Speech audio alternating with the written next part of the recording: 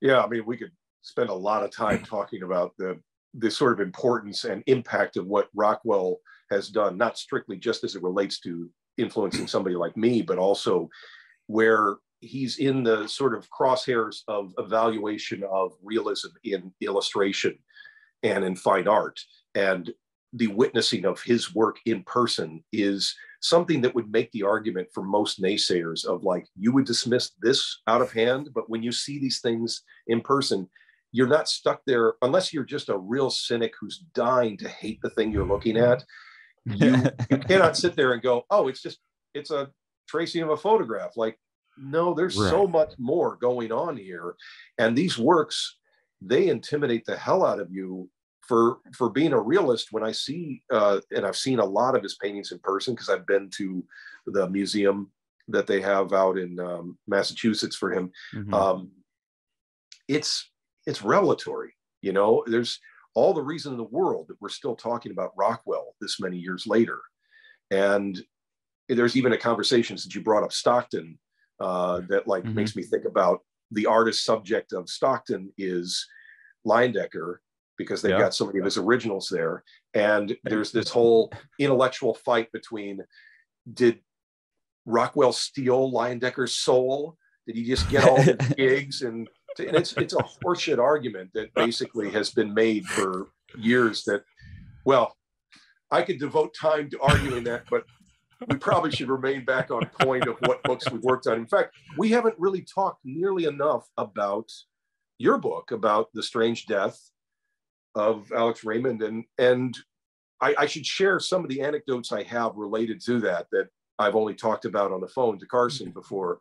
So I don't know, Sean, if he's mentioned this to you, that I made a big case for this book to friends of mine that are fellow artists I get together with regularly, and brought the book with me, passed it around, showed it to everybody and said, you got to check this out. It's awesome and crazy and this, that, and, you know, whatever. I'm selling it to this group of people, and generally expecting that they're not going to, it's not sinking in. These are mostly older professionals who have been working for a long time, but I convinced one to go check it out. And he didn't even know it was me that brought it up to him when it eventually occurred to him to order the book. And he became a tremendous acolyte for it, in that one of the last lunches we had, he dominated his side of the table with telling everybody about how they needed to check out this book. And that is my friend, comic artist Alan Weiss. Alan Weiss has got a 50-plus year career in the field. He's in fact, apparently he was one of the first guys supplementing and helping in the studio with Neil Adams before he would develop Continuity Studios. They used to be a group called the Krusty Bunkers. Was their right. And as Alan tells me, he was the first Krusty Bunker. But, you know, he also did, you know, tremendous embellished work that was shaping my childhood, certainly going on in the 70s into the 80s. And anyway, so Alan fell in love with this thing and wanted to tell everybody about it, to say, you got to see this book. And, you know, he's giving this robust explanation to everybody. And I thought, oh, it's funny how I couldn't even remember that he was there when I brought it up to everybody. And neither could he until we both figured it out, like, oh, I think I heard about it from you. So at least I got one book sold. I appreciate it. I'm interested in what a robust explanation of this book is for him.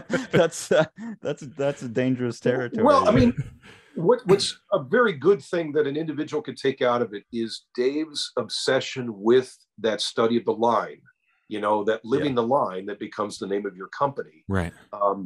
Is a beautiful thought, because in fact, actually, even where it relates to me intellectually is when I've spent so much time working within the form of superheroes that I grew up with and liking my work to kind of connect with those craftsmen's interpretations that are specific for, you know, say I want my Hulk to look like a Kirby Hulk.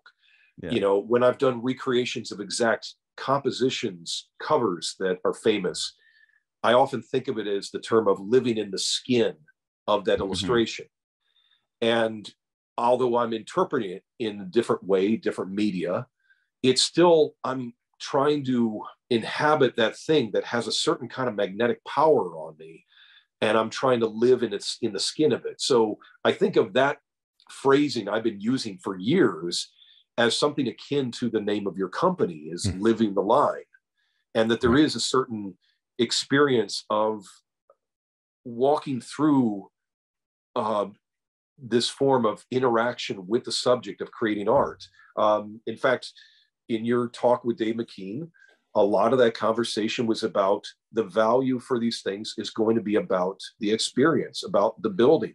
You know, I know when I approach my next work, whatever it should be, another graphic novel per se, I better be ready for not just the hard work it is, but I better like what that experience is going to be. Like, if I'm not liking it while I'm doing it, it can't all be about the existential idea of the final product down the road. It's got to be about the living.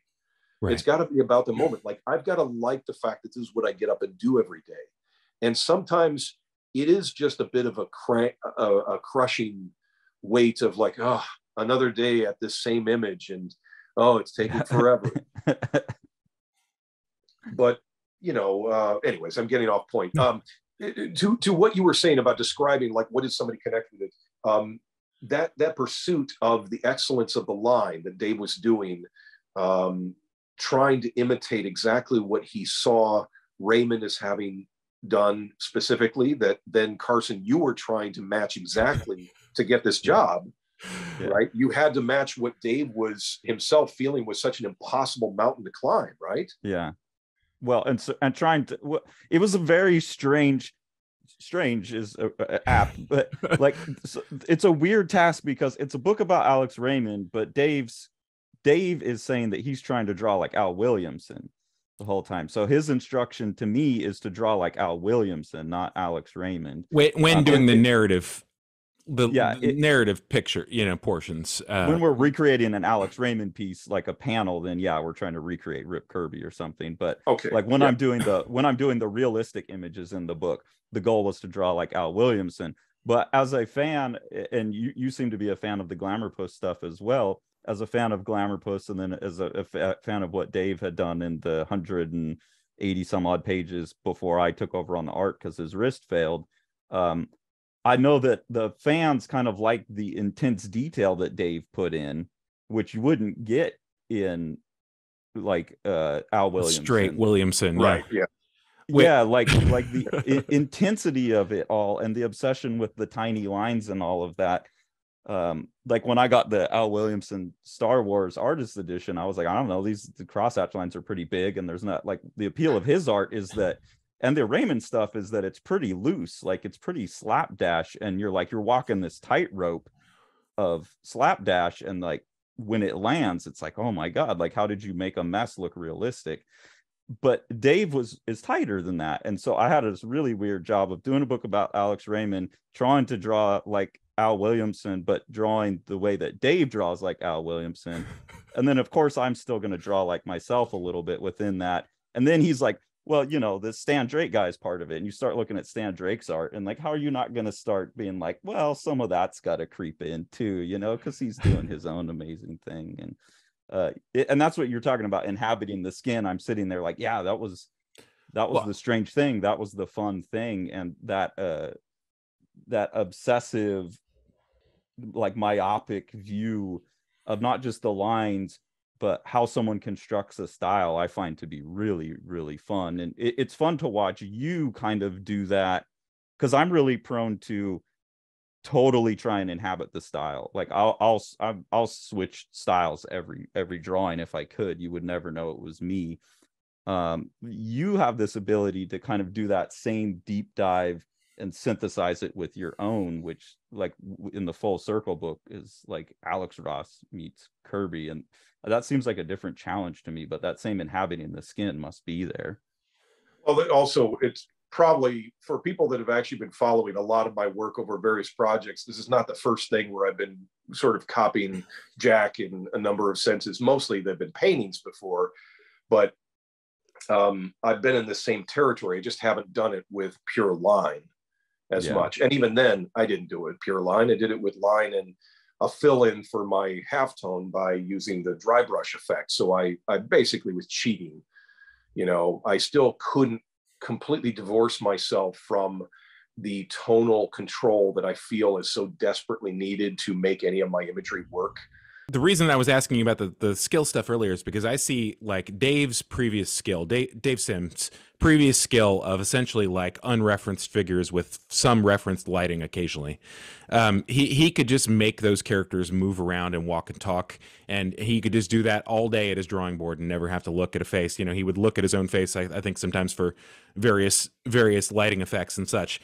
And the sort of realm of the painterly, and then Raymond is like the place where this collides, you know, because you have this guy who could apparently visualize all of these things. Dave's basic central argument and some of the later Strange Death stuff, you know, he's written extensively about his photo session that Raymond did with Time Life, where he's essentially pretending to use a model to work on a comic.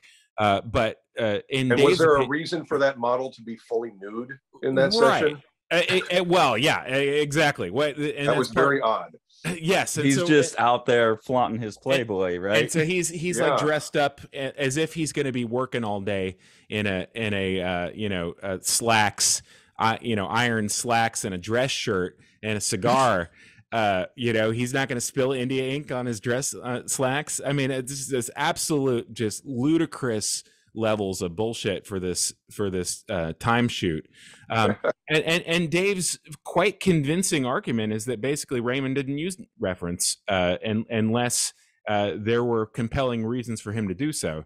And so he's an interesting sort of like collision of this, because, you know, obviously all of us have a, you know, deep admiration for his quite remarkable abilities, but the fact that he combines the calligraphic approach, obviously not taking it as far as Drake does, but combines the calligraphic approach with the fine rendering that he gets away with those absolutely, you know, you see his originals and just the stunning, levels of like contouring that he gets out of those tiny, tiny little strokes, with the like grounded cartooning of his figures, you know, like what Dave's calling photorealism, but obviously, you know, the guy is like, I'm thinking of the last strips that he did with the professor with the giant mustache and the hawk-like nose. And he's perfectly himself from panel to panel and strip to strip, but he's like got that extra bit of, I mean, I just don't think anybody has ever really had a nose like that. If they have, you know what I mean? Like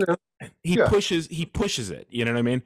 What is your view of Raymond? I mean, where are you coming in when you see him in terms of, could you do Raymond? You know, yeah. Could I do Raymond in which way? Do you mean copy? I don't mean biblically. I mean, if you were to, I apologize for too much Alex in one room. My crass, too much Alex. My crass phrasing here. You're asking how close of a Raymond knockoff could you do without looking at a Raymond? I already kind of did. In fact, actually. Oh my goodness! Here we go. All right, let's see it. Let's make this screen bigger. I mean, you may not be familiar with the fact that I did work on a Flash Gordon series with Dynamite, and in that I was the designer of I did the covers, and then I did a number of pieces that tributed, you know, things like, even there's a cover I did that's a tribute of Al Williamson piece that I was specifically sending up. In fact, it looks like this.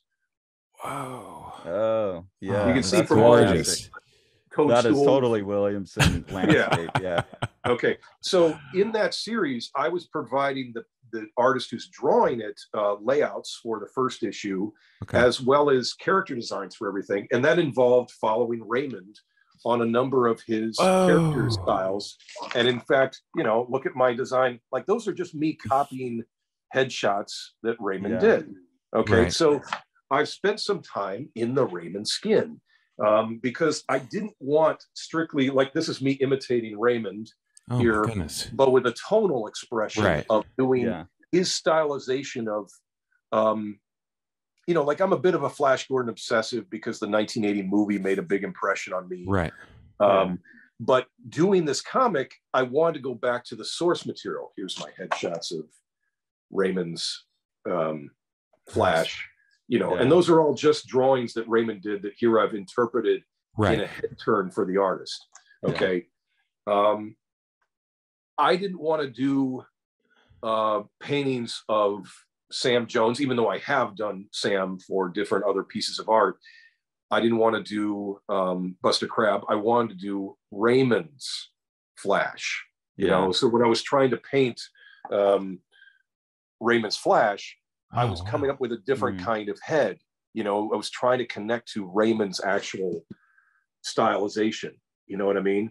Yeah. So he's longer. They're longer. You talk about Neil Adams having a little longer, like at the Flash Gordon level, everyone's a little longer too, right? A more heroic length to the heads and the body. And that nose that you were talking about before, that would be a common thing for Raymond to exaggerate, was a specific kind of, I mean, is the term equine? Yeah, it might be. Aquine, like more aquine. Yeah, there we go. Aquine. Okay. Yeah. Yeah. So, I mean, I tried to sort of translate that as best I could, but then, you know, I only did, was it 10 issues? I think it's 10 issues that we ran for. And the last issue, the cover is sort of a hybrid between Raymond's influence, and it's definitely a Buster Crabbe-ish face that I kind of closed out on, you know. But I was mashing together all the influence that came from certainly the movie that shaped my impression of Flash, but also I grew up seeing the serials on black and white TV, as well as the cartoon series from the late 70s, and innovations of design that were within that. All of those things became mixed together in one giant melting pot that I put into the design work with this series, which not that many people have seen, but, you know, at least I got to do my version of Flash Gordon at one point. Well, it's fascinating to see that painted cover where you're interpreting those features with the realistic lighting and expressive color. Because I mean that's exactly. I mean that's like a full on display of your abilities there. I mean that's the impossible thing that I was describing earlier. And here you've got it on the page.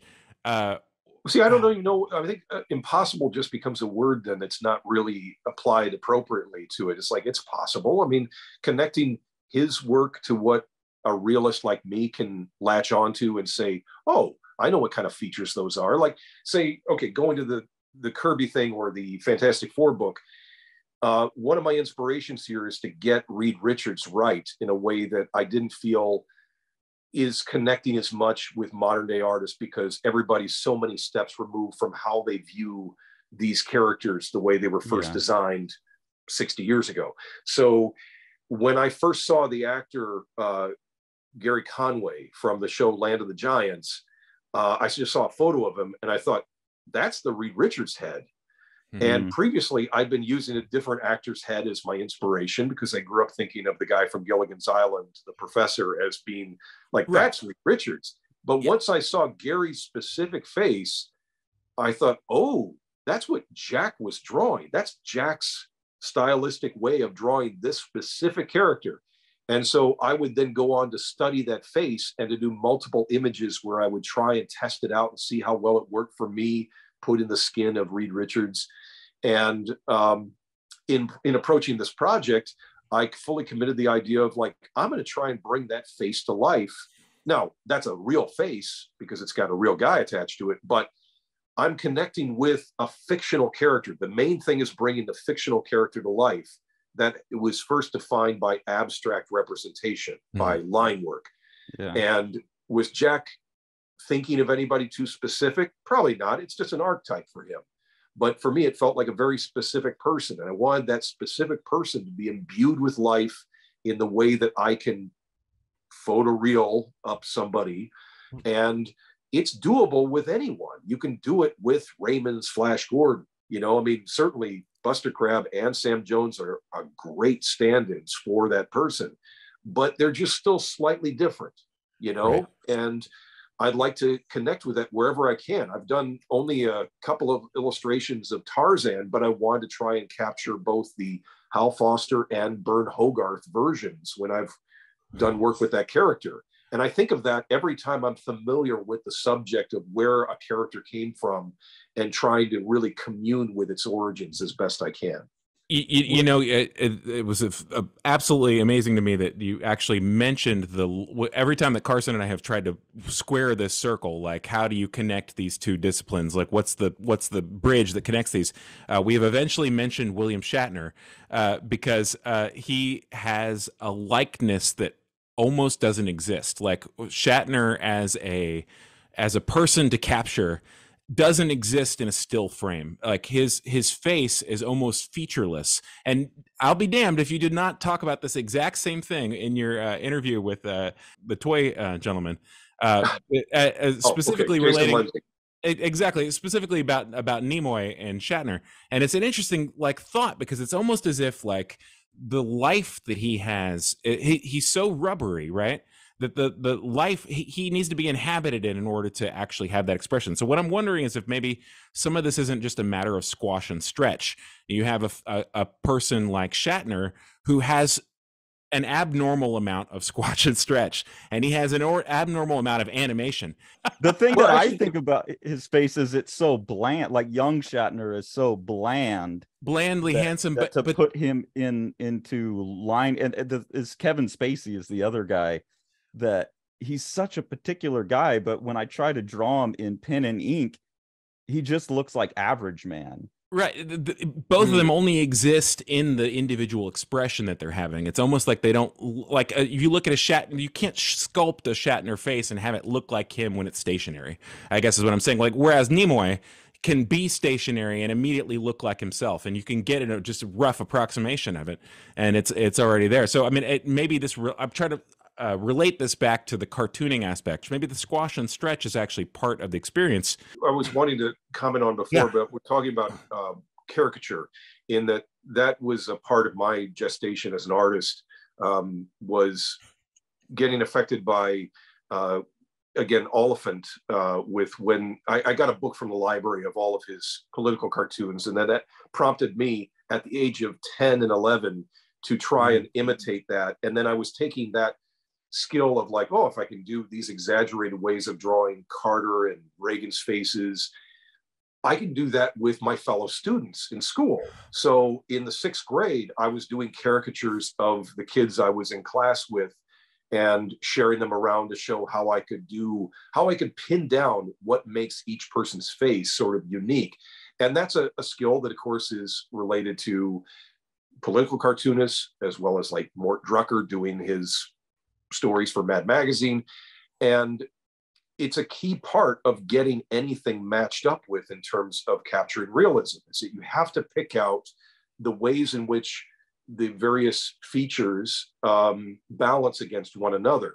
So like, you know, I can pick out the exact way that your eyes are in proportion to your nose, whether they seem maybe really wide apart to me or really close together, the length of the nose, the way your nose is pointed, all those ways in which the structural shapes are, I can really go to town when it's a face that's more sharpened, or whatever way we were going to describe, say, Nimoy's face versus Shatner. Shatner is more like a blank thing where everything's fairly even. So to get what makes his face distinctive, it takes a lot more study and fine work to figure out like, that's the thing of him that's a little bit more protruding or whatever. Like, you have to spend so much time studying the face of Chris Reeve to figure out that there's a bit of an overbite. And studying like every frame of film of him to go, or look, actually he had a brother, I remember, who was on the news right after his accident, that seeing Chris Reeve's features reflected in his closest kin, and seeing a face that was slightly different, and noticing like, oh, okay, there's that feature, but on a person who didn't wind up being an actor, you know? So you get these very subtle deviations that it takes you a lot to pick up on with some of these faces that almost seem cosmetically perfect. Right. Yeah. You know, and Sean, Shatner that's would be closer to that. Right. Sean, that's the link you're missing, is that, and when I'm teaching all the time, when we're teaching realism, everyone, except the few of us that are broken, like from the beginning, that are just good realists from the beginning, that walk around looking at the world as if everything's broken. But the majority of the population walks around in cartoon brain, and cartoon brain is just use value icons. Like I'm going to draw a cup, I'm going to draw a totally flat rectangular bottom, flat sides, and then a circle on top, because it sits on a table and tables are flat. And then the circle is where you get the drink from. So they draw the mental icon of use rather than what it looks like. And what's happening with faces from a neurobiological standpoint is that we have the average face in our head, and then where we get likeness from is, Alex, what you're talking about, how the person deviates. So the closer someone is to that average of all faces, like Shatner, the more difficult it's going to be to pick it out. And so I think that is the link between, and I teach my students this all the time, is there's three different brains I'm trying to get them to. First, I'm trying to get them out of their cartoon brain for a while, and I'm trying to put them into the flat screen brain. And it sounds like, Alex, like this is when you're drawing, the brain you're in is like shapes on the picture plane. Like you said, oh, that shape that interests me, that's where I'll start the composition. And so you put them in that, because that's the first step towards seeing things as if they're broken more realistically. And then you start teaching them like, okay, well, what's also like this realistic way of making something feel tangible and present. But at the end, if you don't bring the cartoon brain back in, you could have all the veracity in the world and it doesn't feel right. And I think that's what Alex is describing, that he's properly juggled, that links those two skills that you're kind of like. How much are you linking flat shape on the picture plane versus three-dimensional considerations of something? I think it's intuitive that you're consciously doing it the whole time. You're thinking about the broad block of what is the silhouette of your main thing compared against how much is the volume of three-dimensionalizing that object stimulating the experience. And sometimes, like I've done a number of compositions where it is a block of figures that you're largely getting, maybe even literally silhouetted or whatever, that you're taking in as a bold graphic, that you need to kind of accept that flatness to them. And that has a certain kind of power that you're exploiting in that one piece. And then maybe within the same piece or a different piece, you're really leaning into the way the three-dimensionality is being properly conveyed. And again, all of that is resting upon the skills of how well you're showing volume, shade, light, and form shaping over something. So both things are working at all times, kind of in concert, I think. Well, yeah, your figures seem, unusually aware of silhouette. I mean, for the style of rendering that you're capable of doing, like I'm thinking of the like, is it Ant-Man? The image that's repeated multiple times through Marvels with the Colossus of Rhodes style giant one leg. Man. For instance, that figure right there. I mean, you could have blacked that out completely in silhouette. How are you choosing those moments? Intuitively, like that's the best I can say, is that you're just kind of going with a gut impression. You've got something that flashes in your brain, and you're trying to capture what flashed in your brain. And that's just whatever it's causing you to feel. Sometimes you're putting that down and thinking, that's not really singing. It needs to pop in whichever way. And you're twisting and turning it to try and get it to have more visual impact. But usually it's that what came to your mind's eye was right, and you just need to somehow delineate that down on paper. And that's why, again, all the real drawing I'm doing is in my initial layout stage. I did thumbnails for every page of Marvels, and hell, I did thumbnails for my very first project going back 30 some years ago. So that's the most essential part of things, is breaking it down in the loosest form first, so that you have a sense of, you're not committed to this when you do this sketch. So if the sketch turns out terribly, you can repair it later.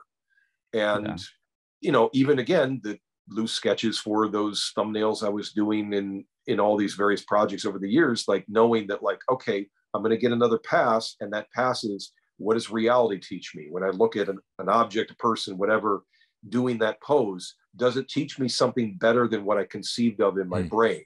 And when I referred to it as being a crutch before, it's sort of like, again, just it's either the joy of engagement with what the world will teach, or it's relying upon the idea that, hey, I might get something back as a photograph that's so dynamic that gives me so much more information. And it usually does give me more information than what's here that I'm going to translate. You know, it gives me texture details and subtle details of form. Like if I'm illustrating any body or any surface texture, every time you're studying cloth, the way that leather hangs or fabric hangs off your body, as much as I know a certain amount of those details naturally, it's great to go and study what life will do, what a real drapery will do, and then having those details to pull from, like, oh, it's got a little swiggle there that I like that swiggle. I'm going to put that here into the drawing.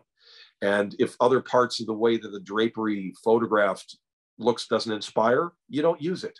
You skip it. Yeah. You're looking for those things that stimulate you to say, that part I'm going to use, the other part I'm not going to use.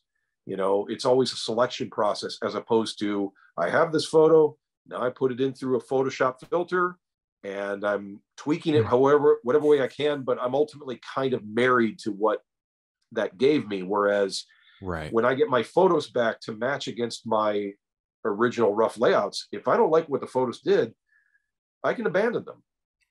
Have you always had that ability to abandon what's in the photo? Because like you're talking about that you were doing a lot of these projects at a very young age. I find most people at that age that do use photo reference aren't able to abandon stuff yet. Or is that a skill you had to learn over time? You learn it over time. Yeah. I mean, I wasn't doing it at certainly a young age. Only my second project in comics gave me the chance to completely lay out every page and get a photo of a model for every shot. And ironically, in this case, I wasn't even the one taking most of the photos, because I used a sister I have down in Texas as a model. And so I sent the layouts to her husband, and he photographed her in all the poses I needed. And then I got those photocopies back to then draw from. And it was an experiment for me of trying to adapt how well that work would fulfill my greater ambitions for what I hoped would happen in the story. So whatever's occurring with her face shape, her body shape, pose, whatever, I was kind of, I wasn't twisting or turning things more than what I was given. I was pretty much just adapting what came, you know, because I'm still learning at that time. And also the poses were pretty basic. So it's not like I had her gesticulating in wild ways like you do with superhero characters. So if she's turning this way or she's got this kind of profile, I'm not tilting or turning or changing her expression. Although, you know, oftentimes when you're asking somebody to do an outsized kind of expression, and then you say, like, give me a scream, and then I'm looking at a person doing that, like, oh, that looks terrible. Then I realize I've got to augment. And that means I'm pulling the shapes of the mouth, or I'm adding lighting that's kind of pushing and forcing a thing. I had to go through that even with my own dad, when I wanted him to actually give me, like, no, give me some real scream here. Give me like, you know, like his mouth wouldn't do what I thought it should.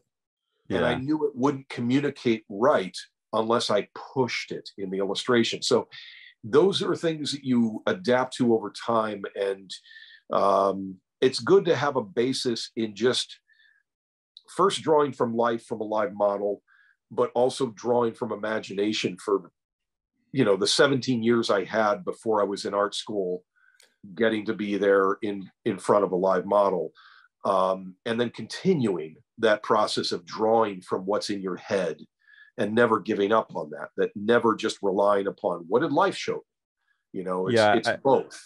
I fell in that trap. Like once I started using photos at like 18 or 19, I was like, oh, I got to take photos for everything. And then I really do feel like I killed, me and Sean talk about it a lot, this like inability to visualize things. And I'm trying to regrow that now, because I did move towards so much reference. And then when I got into fine art and started painting, I got really into like intense myopic photorealist stuff, where it was like, that's the intent, is to recreate exactly. So it's a real danger. And for anyone watching this as a kid, yeah, don't let that go. That has to be part of the practice. I think we should say, like, the cover that of Strange Death of Alex Raymond that Dave persuaded you or wanted you to do involved Carson painted. Sorry, maybe I can pull up a photo of it. Alex hasn't seen this yet. Do I have a photo of it? Describe it while I'm looking. Dave wanted Carson to do a oil painting for the cover of Strange Death of Alex Raymond, and pushed him to do pushed him to do this oil painting. It was a totally different approach to any of the interior artwork, and Dave mocked up the painting using photos of a model kit Corvette that he had. Wait, that's not the cover of this, is it? That's Dave painting. That's much better approach. That's Dave painting on top of a photo of Dave sitting in a car. Same Corvette though, yeah, same Corvette. So Carson did this oil painting based on Dave's mock-up of these model kit Corvettes, and a actor who will remain unnamed that Dave decided looked exactly like Raymond. And when Carson did the oil painting, the Corvettes looked like models, because he is just too faithful to the highlights, the different type of highlights that you'd have on a well, and he wanted me to paint like Bernie Fuchs or Fuchs. I apologize. I'm sorry. I've never said like the word Bill out loud. Sienkiewicz, but he was telling me photorealism, and I'm coming from like the fine art world of photorealism. So like, you tell me photorealism, that's what I'm thinking, right? It's like a different thing than what Alex Raymond was doing, or what Alex is doing in your books. Like, you're not like in fine art, when you say photorealism, the goal is that when you see the actual object in person, you can't distinguish it from a photograph in terms of surface. You can't see any of the brush strokes or anything. So that was partially my fault, in that I was like, okay, you want photorealism, let's do real photorealism. Yeah, you're taking it to the extreme in terms of the literalness of the surface. I mean, I think it talks to the broader conversation of whether you're using something. Oh, you're gonna pull it up? Yeah, I got it. There we go. Oh wow. Oh, so okay. But you could see it, you could see the and then I produced something like 30 different covers using this as a starting point, and just going nuts with texture overlays, and even doing the little hair transplants, hair transplant removal and such, but none to the satisfaction, none that would satisfy. This is a literal interpretation. This is a literal, just text added to his painting. Well, I mean, at least, that was not a bad cover by any stretch. That would have gotten me to still be excited about this book when it was presented to me. I mean, just to give you the context there, my friend Keith Anderson, who we thanked at the start of this call, he, based upon first my asking for the book, because I got a recommendation from Bob Chapman of Graffiti Designs to say, you should check this thing out. Oh. Ask my retailer. He says, yeah, I've got that. And then he brings it over. And then so I had the book in my home, and I was immediately taken with it. But if he had brought that version of the book over, I would have been just as interested to want to learn more. That is a good cover. Even though I can tell, yeah, it looks like a model of the car, but it's a good cover. Yeah. It's striking. But this cover, I just absolutely adore it. And I don't think it can come through in just the translation of the lighting here. This orange is such a neon intense orange that it won't be captured on camera here. But man, it is so captivating. And the mixture with the blue backdrop of the stuff here in the graphics, absolutely. I was sold from the moment I saw it, and then flipping it through going like, wait a minute, each one of these panels has been redrawn and re-inked. But well, I mean, like, redrawn, and he would do the loosest pencil sketch. We'll send you a copy of that.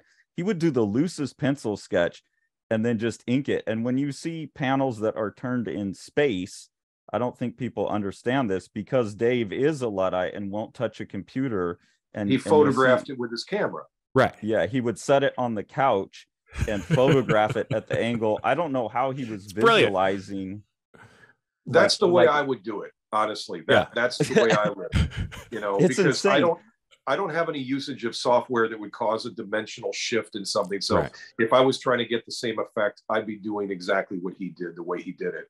But yeah, I mean, you know, there was a thought I meant to mention about why it was special. I think that my friend Alan Weiss was going on so much about this because I only overheard part of what he was, you know, dominating this group of senior artists all about. You know, these are men in their 60s and 70s who are talking about this book here.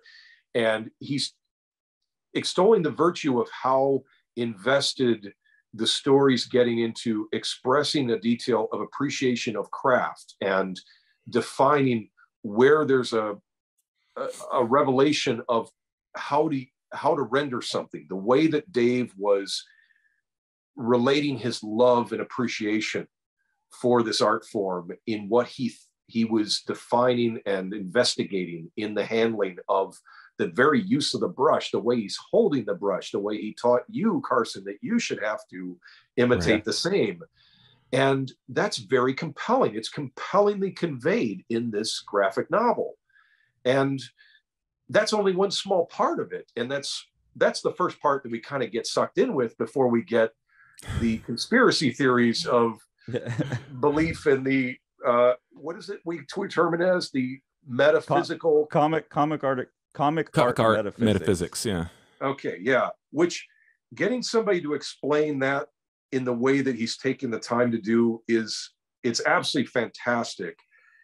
It's tough to recommend it to absolutely everyone that should engage with this because in a way I want you to be of a certain robust self-awareness and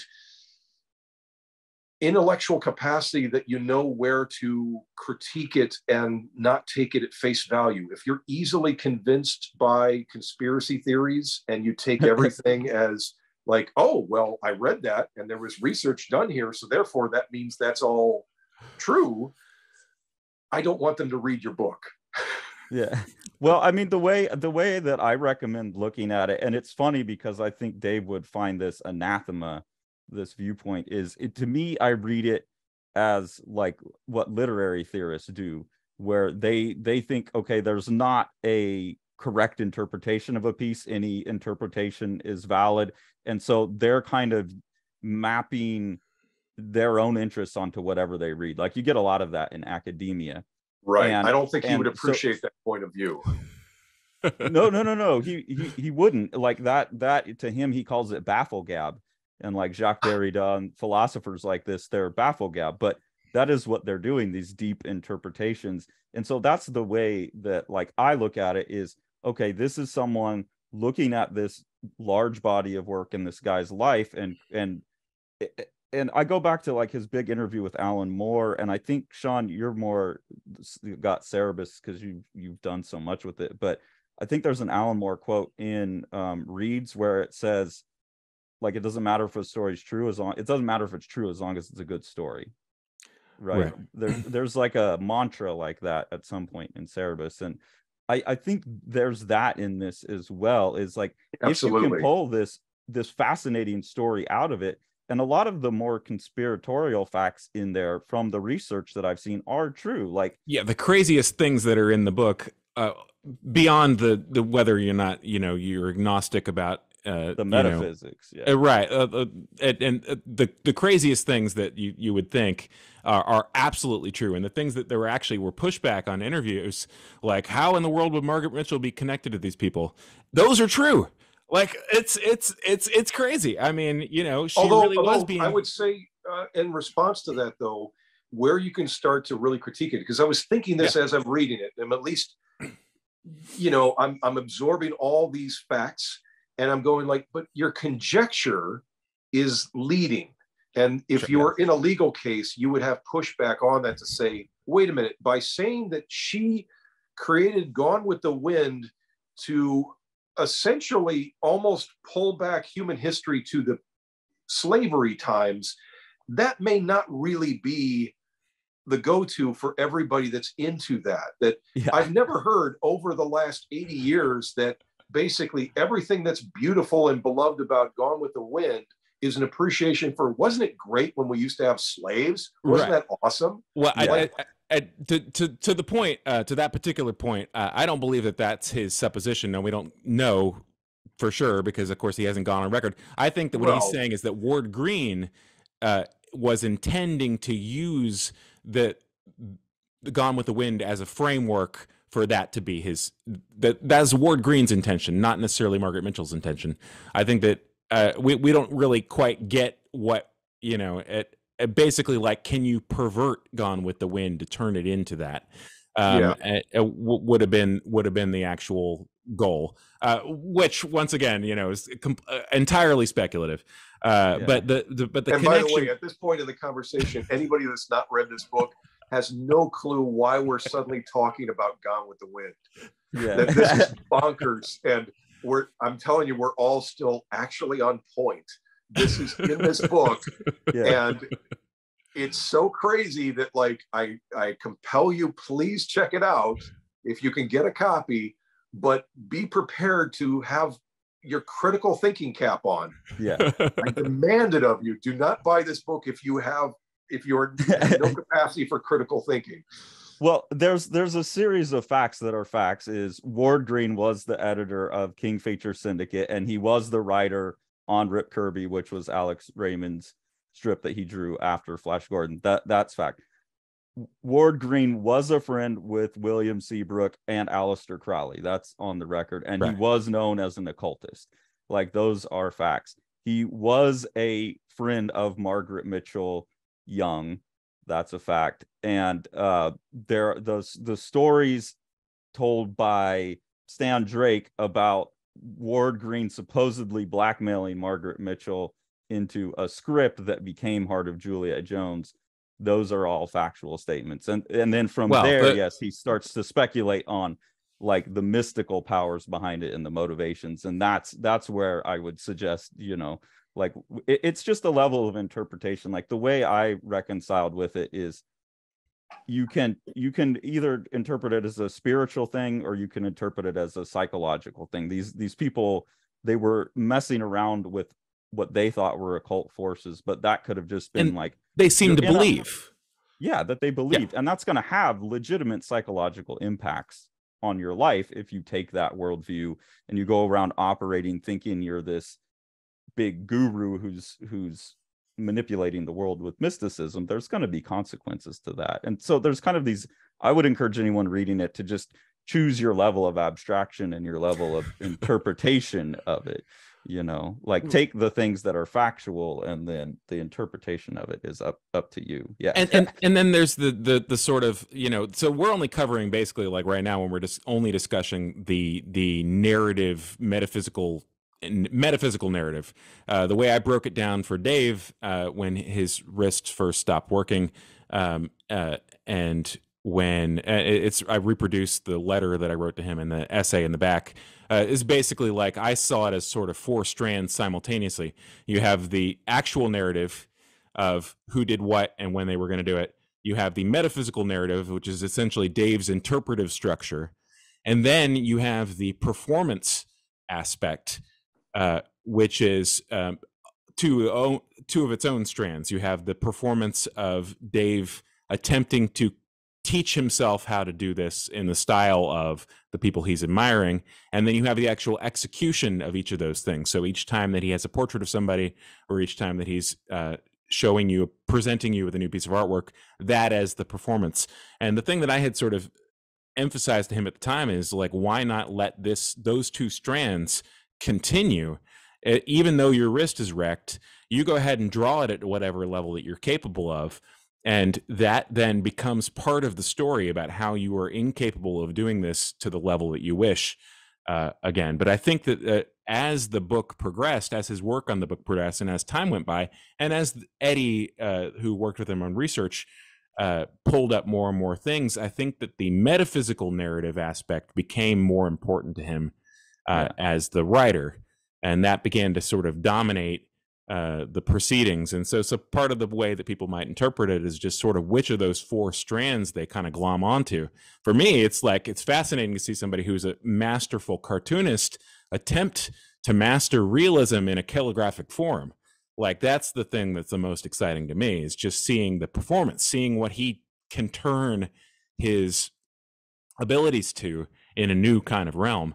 Well, I would also say, and this is something I've repeated to Carson now, is that the way the whole comes together, the book you made is by no means, in my opinion, a half a book or a sort of hodgepodge of what pieces you could put together. It is, in its own best way, a very unique, powerful graphic novel of which we're all looking for to read, you know, something that offers something new as an experience that feels genuinely, I mean, this is an award-worthy book. And even if I could disagree with points made within the book, it's an astonishing accomplishment. I enjoyed the hell out of reading it. I barreled through it over a very enjoyable weekend and couldn't get enough. Oh my God. It's a dense weekend. Yeah. And just, you know, was thoroughly enjoying it. And the thing is, the way in which Carson would come in to conclude the work on Dave's behalf, as well as the parts that are printed from just the layouts that are shown as, you know, photo blue kind of printings, it's exactly the right way the book needed to end. And I don't think Dave could ever see that way, because it looks like it's a falling short of his goal. But in fact, it's the perfect maturation of the concept as it's going forward, that it's beginning to dissolve and fall apart, that it actually hits the roadblock of where you're printing the emails that he's writing to people and explaining, I can't finish this book, or your own commentary within the book. Every part of that I saw as proving to be essential. I thoroughly felt it as natural as I'm reading it. Like, what other way could this end but this? That after all the time he's getting off point of the actual death of Alex Raymond, I'm like, that's not even the thing anymore. That's a misleading title for this whole enterprise. Yeah. It gets you in the door, but it gets somebody like me in the door at least. But, you know, I want to say to everybody who could consider checking this out, that it's not an incomplete endeavor. It is a very complete endeavor that needs to rest on its own as a work of art, seen in its finished totality, the way you presented it. And I don't think that there does not need to really be a part two, but if he wants to make it, God bless. Well, you know. And I appreciate that, and I think it's fair. I think most people came in like, this is the Dave Sim project that everyone knows has been happening, but didn't come out for 12 years or something like that. And the title is The Strange Death of Alex Raymond. So I think it's fair that most people have engaged with it in terms of like, well, we didn't get the Alex Raymond story. Like, and then Dave quit, and some guy who's never even had a comic book published comes in before and just kind of slaps his ending on it. And like, you know, what the hell? And like, I get it. I get that thing, but it's really is heartening, and I appreciate that to hear, because that was the intention. Also, you added a deep humanization for the end of it, the way in which you incorporated your own life and the representing the lifelike qualities of, you know, showing us your family, your dogs. I mean, that was perfect in grounding us with a sense of, this is all very real. It's happening in real time. We're experiencing this, where the very creator starts this thing off, has an explosion during the middle of it. It's an explosion in his hand, but ultimately it's reflective of kind of the vibe of the whole thing. And this gets into a critique of individual artist hubris and such. And you have to sort of recognize those aspects of it when you're following it. And I don't want anybody reading it and thinking somehow it's an incomplete article. I think really you published an astounding work. So, you know, and what you gave to it was, you know, very much worthwhile and needed, and very enjoyable. I appreciate that very much. And I will say we joked about calling it The Strange Death of Alex Raymond, because we knew that just The Strange Death of Alex Raymond did have that misleading aspect. And me and Sean both knew very explicitly that at least this is, like Dave calls this, Carson's version. which is like, fine, that's not his version, this isn't his ending, but we knew that like our version had to be what you're describing. And so it's really, really heartening to hear that you appreciated that. And I think that in a way you represent the world colliding with the eccentricity of the individual. So it isn't so much about you as an individual coming in, but you represent kind of a hard reality hitting this process. And you represent the whole of us, like you're the reader kind of suddenly becoming part of the story. And well, I was a fan, right? Like I got on Exactly. board because I wanted to see the book finished, and he couldn't finish it. And I was like, I think I could get close to what you were doing, and then I could have it on my shelf. Like that was the whole reason I did this. Right. I wanted this book on my shelf because what I'd seen in Glamour Puss, and then once he sent me the PDF of his 180 pages, I was like, people have to see this. But you can't see it in the like, and here it stopped. Right. Like it had to feel real. Otherwise, we could only sell it in a Kickstarter to like the 200 people that have been following it closely. But to put it on a shelf and ask everyone to read it, it had to be like this ends. It was it was a challenge from an editorial perspective too, because I mean, I believe very strongly, like I didn't want to monkey with any of his pages. Like I didn't think we should touch anything. We shouldn't add any text. We had a professional proofreader read it, but I even those things, like I erred on the side of letting, you know, misspellings didn't go through, but whatever, you know, archaic form that she disapproved of, it was like, nope, this is what he wrote. Right. But on the other hand, like you want to give that closure and you want to give that full experience. And so it was a very careful kind of like the manipulations that we made at the very end to your section, Carson, and the cover included, which was the last thing that happened, were all sort of intended to allow it to be whatever Dave wants it to be at some point in the future. If and he did want to do it, allow it somebody could just look at it and just read the pages that Dave either drew or told Carson what to drew and be satisfied that they got the entire thing that he had done. And also, here's this thing, or here's this thing. It absolutely worked. The thought you put into it and figuring that out, I think you made all the right choices. So I think it answers for itself very well. I loved the summation that Carson did at the end, which was very gentle, but kind of put everything into a good perspective after, you know, downing so much extrapolation. It's like, okay, let's, you know, here's where I think that life actually works and the metaphysics of this actually work. That was, you know, that helps to everybody get a level head after all that. So, but there continues to be, like when you send me a thing and you're like, hey, have you heard about the Margaret Mitchell who does the AI? There continues to be these things where that skeptical part of me goes, oh shit, you know, like and Cersei, and there is this, it is.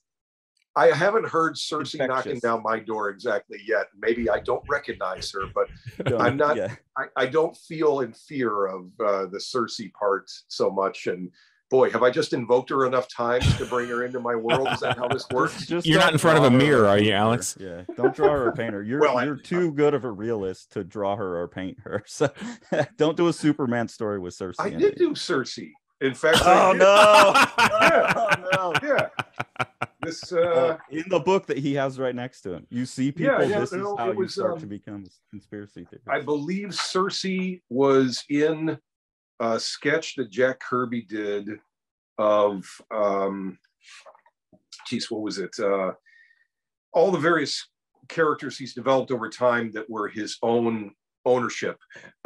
We had access to working with these when we, this is me working with the publisher Dynamite, and we had a license working with the Kirby estate on pretty much anything that Jack had self-published or had a loose sketch of. And so I believe there was a character sketch or two of Cersei, and we wound up doing this one series utilizing, I don't have the painting in here, damn it. Yeah, I did a cover with these Norse god characters he did a portfolio of. We did a whole mini series with them, and this one cover has her turning the characters into pigs. Yep. So yeah, I gotta see that now. That will be extra spooky. Well, while you're doing that, talking about this is the comic artist drawing the character of Cersei. Okay, I like how the hair scoops the breasts. Yes, that was Jack's design, not ours. The cover I did is this painting right here. Wow. And there's these characters as pigs. So do you see the relationship though between your painting and the book? With the three array, the arm up. She's reaching up. You don't have her reaching down, but that's exactly the painting of right. That's exactly the painting of Lady Hamilton as Cersei, is the arm in the air. And that was the first cue I got into Cersei, is once I accepted that Ward Green was an occultist, when I saw that image in the book, I thought, well, that looks like a real painting. And I want to find out what that real painting is, because it's the magician from the tarot card. And if Ward Green's an occultist, then he's using the magician from the tarot card. And I looked that up, and it's a Lady Hamilton. It's a real painting, and she was a famous person. Yeah, there it is. Okay. Yeah. Cersei reaching in the air. But why is it supposed to spook us? What's about this that I'm supposed to be haunted by? Well, no, it was because if I accept Dave's idea that Ward Green was trying to use the book to do magic, that was the first time I saw in reading Rip Kirby that he was invoking like a mystical icon. And then with Dave's idea that he was intentionally trying to create a porous boundary between reality and fiction, he has a real, in the story, there's a real woman standing in front of the painting, which is like this other woman who the guy's been obsessing over. Yeah. And so that's like the fictional person becoming real. That's like a representation of that. So that's like, oh, well, that's what Ward Green at least thought he was doing, was, oh, here's a fictional person that this guy's been lusting after, and now she appears for real. And then when I looked at that and was like, oh, this actually was a real painting, and this Lady Hamilton really did actually do these performances where she would pose as paintings. So she's a real world historical figure who was bridging the gap between a two-dimensional representation and a three-dimensional representation. It's like, that's a pretty loaded symbol for Ward Green to pick if his goal was to bridge the gap, right? And that's where you can choose to buy into the spookiness of it or not. But I do think it's pretty legitimate to think that he was picking these symbols for purposes. You know, you don't just pick that painting of Lady Hamilton as Cersei for no good reason. It's not that famous of a painting. But and you're saying that, and again, I'm forgetting, since it's been not entirely a year since I read this, but like that the presumption here is that Green had Raymond draw that particular piece as the portrait hanging on the wall. He instructed that pose. That would be Dave's presumption, is that he had influence over that kind of stuff. But also, like, I don't know, it's just a strange painting to pick. It is a real painting, but something about that was like, Raymond didn't just make that painting up. And so I went and researched, because they refer to her as Lady Hamilton in that story. And so I went and typed paintings of Lady Hamilton. And it's like, oh, wait, there it is. And then that's where I got, oh, well, it's a painting of Cersei. So what's this character? Why would Ward Green pick that character in specific? That is speculation, but it is a fact that he was an occultist. And so I think it's pretty safe speculation that he would be thinking along these kind of occult symbolist lines. And that there was obviously a reason it's that painting. I don't think Raymond just randomly picked, because it's written in there, Lady Hamilton. So as the writer, I do think he specified that one in particular. You know, it's weird thinking about the way that there's a subtext, because of all that study and investigation that Dave's doing into this work here, that it sort of taps along similar lines to movies like Angel Heart and other fantasy things, where you've got like this, you know, terrific revelation of magical horror that's underlying the real world. And you know, everything from Jacob's Ladder to, I don't know, I'm thinking of like a million different horror movies that have a use of the occult and the idea of sacrifices and such, which you know, or in at least Angel Heart. But I don't know. It's to me, the through line of what had the power there was hinting at the idea that if Ward Green could get Margaret Mitchell to agree to write a Gone with the Wind inspired comic strip, that it will begin to popularize the era of the Gilded Age again, as to encourage America to get back to this thing, and all because they ultimately desired to enslave a portion of the human race again. Like that was the subtext, because otherwise, without that, it's sort of like, oh, I guess the Gilded Age is fine as anything. Like, what do I care? Except for this underlying horror. Yeah. You know, and if you don't have that aspect of it being the overriding thing, then I'm kind of like, okay, so what? Big deal. You know? Right. Yeah, you want people to wear fancy dresses for balls and whatever. Like, sure, why not? It's weird that, you know, as I'm an agnostic on almost every matter of something that I can't directly physically interact with. I am lightly agnostic on the idea that you two gentlemen are real, because I can't actually shake your hand, or, you know, I have a very light skepticism even of something on that level. So as a person who's innately skeptical, I still see tremendous power in things like this. I think because of both the pattern recognition that is intrinsic in human behavior and is also intrinsic in the work of the artist, and also the deep roots that we have in behaviors that are irrational but important somehow spiritually to us as a species. There are so many behaviors that we engage in that are completely irrational, and yet you see those patterns echo all through time. One of the things that was really compelling to me when I was reading Strange Death page by page, when Dave would send these to me, was realizing that he was sending it back in time over time, that each of these things were, you know, each of these sequences were further back and removed. That, just as a kind of concept, is fairly powerful. You know, one of the things that makes the occultism powerful like that is just the fact that these do appear to be practices that are related to things that people did at a prior time. I mean, I have no reason to believe that people didn't really believe in the power of magic and didn't try to invoke that through ritual, and that, you know, getting married and exchanging rings with somebody isn't itself some kind of ritual that might, you know, have roots in the deep past, regardless of its power, you know, on a spiritual level. There's a practical embodiment of something that gives it its own sort of core.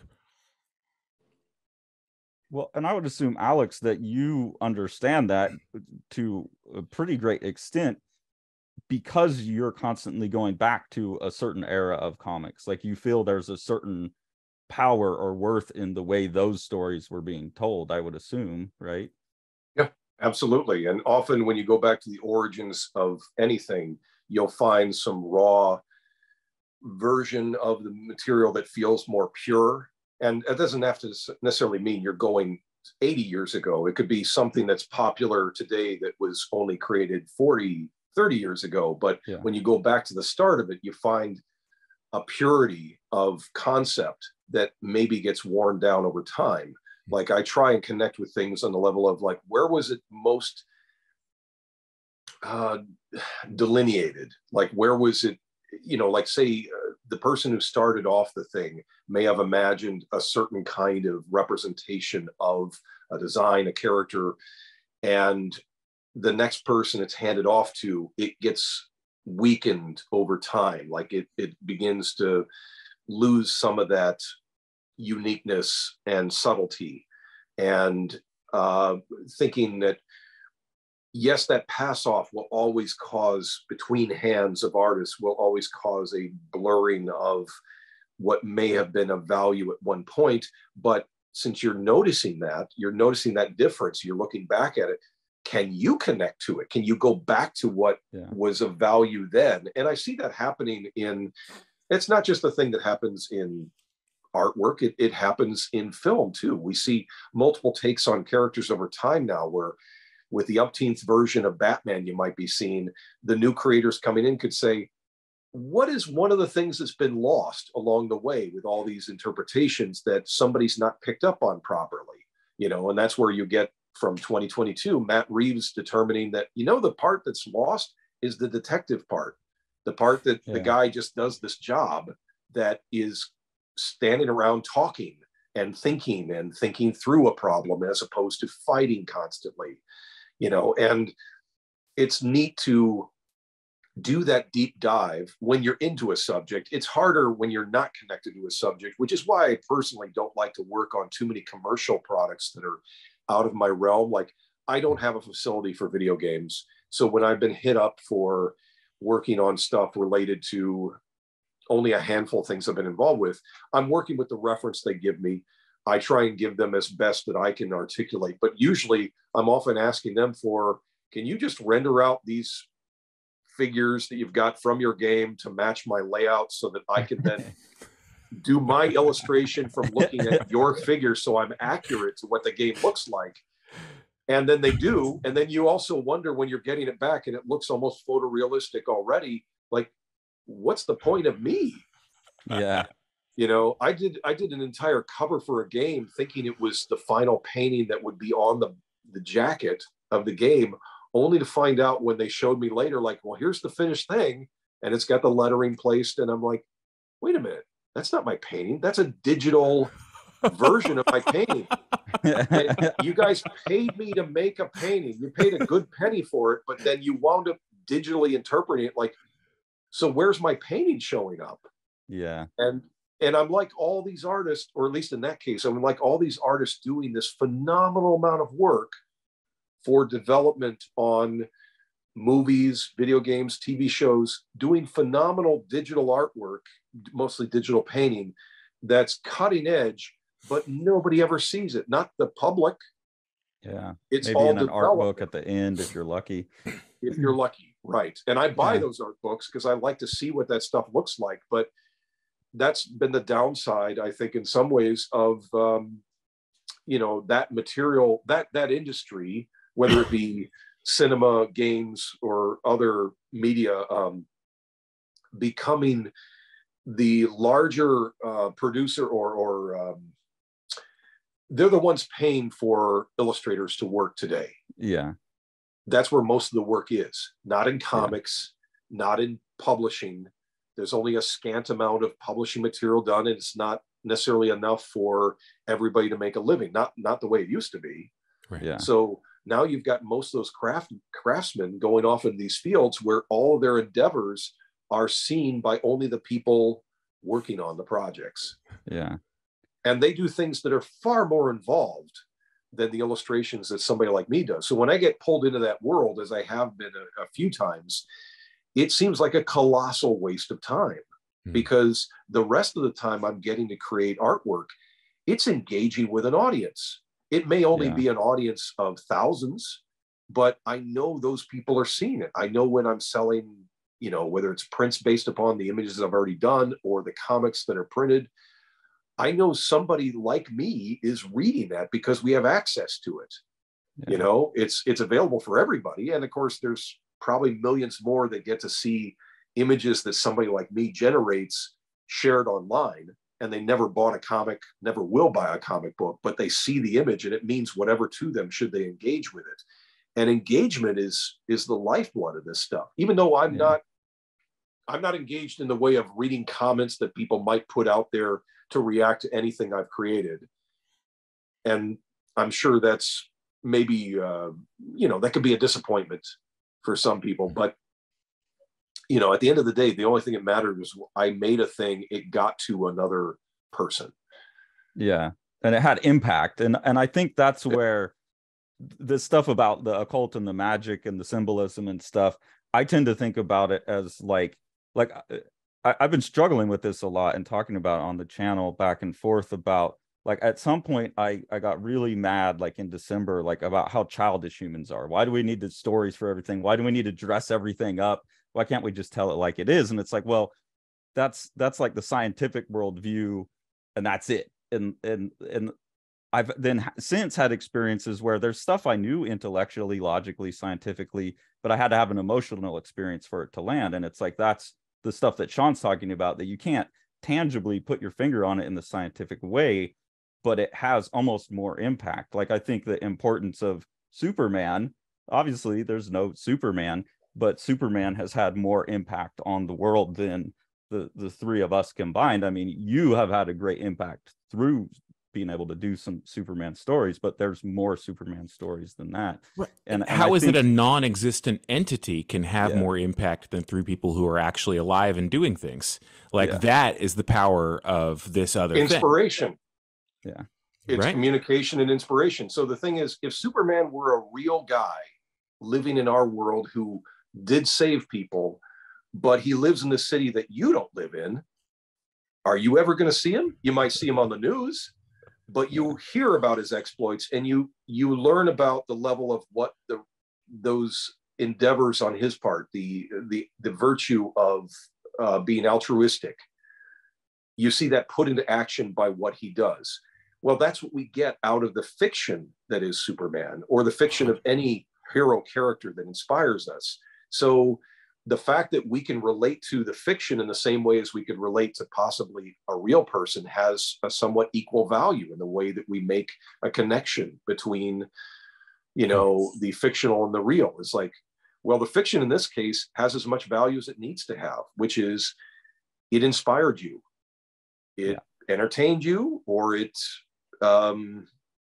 had whatever way that it connected to you. And that's the beauty of fictions, is they share inspiration.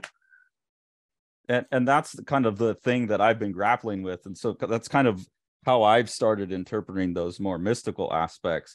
Like, something I've been saying to my partner a lot is that, like, there's certain things she wants to do, like little ritual things or something, but we both know, like, we don't believe in mysticism. And it's like, it's okay though. Like, I come to think, like, that's what faith is, in a sense, is like, I know this is a bunch of bullshit, but if I go do this thing in my backyard and that narrative gives me inspiration to get through whatever we're dealing with or whatever, who really cares if there's a spiritual mechanism or not behind it? It's that belief and the inspiration. And so I think, that's when we're talking about this mysticism stuff, that's, as I've grappled with all of that, moving away from this project and thinking more about story and myth, is that there are probably the most important lessons to learn. And, like, if it's all just facts, like, facts don't ever motivate anyone. Facts is me telling you this is how you get to the grocery store.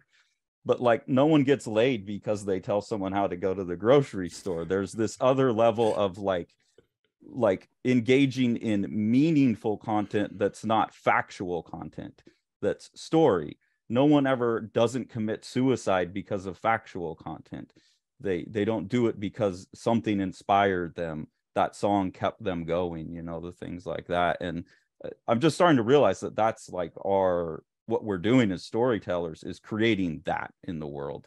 And I don't know exactly what it is or how the hell that works, but I think that's engagement. Important. It's engagement in whatever way you can get it across. I mean, the engagement of me being seen directly and talking isn't as powerful as what I can craft. So what I can put down on paper may be a still image for the most part, since I'm mostly a cover artist. But that has value. It has value in the way it impacts another person. And sometimes, if you're really great at speaking and representing your ideas and communication, and you look good on film, then, you have another value that way, Yes, not all of us can look as good as you do, Sean. So that's the head of hair I wish I had.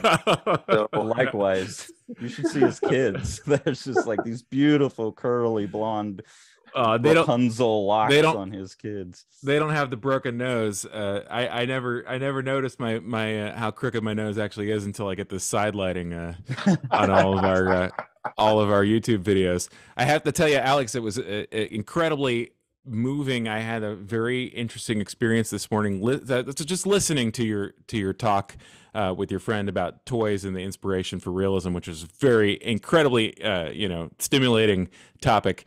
And you described drawing for your parents the Mego figures that you wanted to receive for Christmas, and or gifts or whatever, and rendering these. And as I was listening to this description and just thinking about an interesting thing, I was this direct conversation, direct, like, I don't want them to screw this up. They're going to have to get the right one. So I'm going to draw this as good as I can.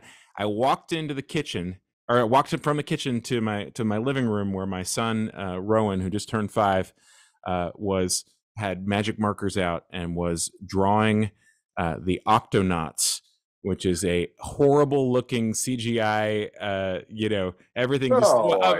That's a charming show. Yeah. It's a very charming show. The visual of it for me is that same type of thing. I'm just too old for it, right? It's just it right, passed by me. Everything looks like it's made of plastic, and it all like it moves too much for my taste, right? Because that's what you do when you put it in a computer. It's like, oh, look, I can do this thing. So that it all moves, it all wiggles, right? And he's drawing the Octonauts with a magic marker, and it's like a primal human experience. I'm looking at a cave painting of an Octonaut. He's taken this and translated it back into the language of our ancestors.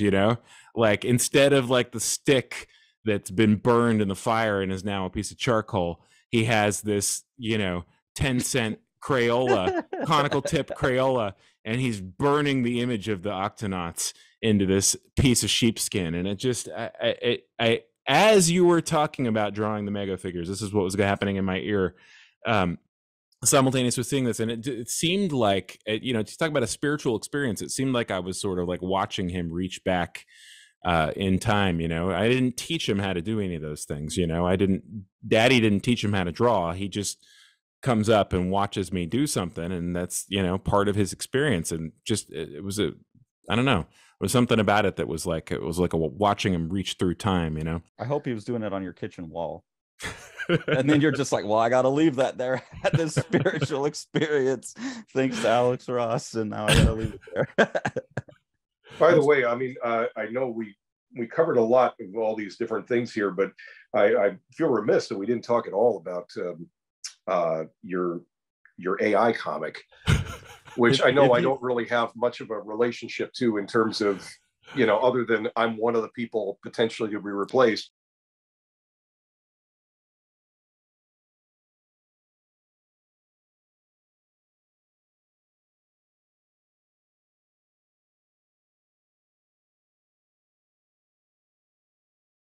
Make sure to like, smash that subscribe button, and ring that bell.